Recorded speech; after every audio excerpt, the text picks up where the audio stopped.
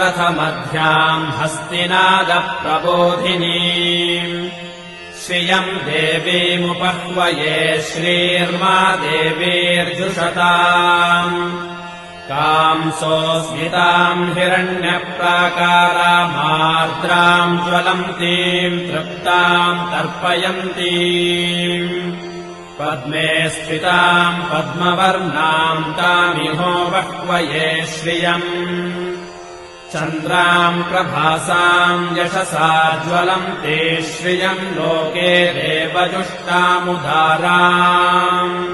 ताम् पद्मिनीमेम् शरणमहम् प्रपद्ये अलक्ष्मीर्मे नश्यताम् त्वाम् वृणे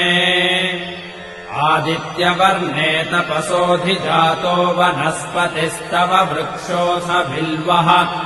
तस्य फलानि तपसानुदन्तु मायाम्